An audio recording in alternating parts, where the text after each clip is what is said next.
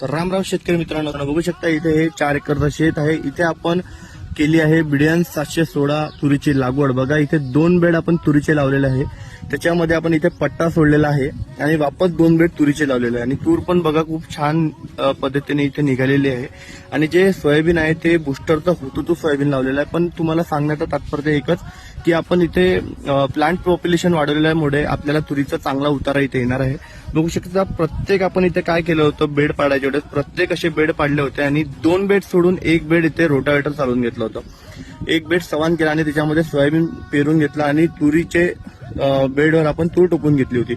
तर इथे एक पद्धत आहे आणि एक दुसरी पद्धत तुम्हाला दाखवतो. बघा इथे सोयाबीन पण खूप छान आहे. इथे हा जो एक बेड आहे याच्यावर तूर आहे आणि इथून दुसरा बेड आहे याच्यावर तूर आहे. इथे आपण 2च तास तुरीचे ठेवलेले आहे आणि याच्या मध्यात आपण 5 तास सोयाबीन पेरलेलं आहे. सोयाबीन पण बघा खूप छान आलेलं आहे.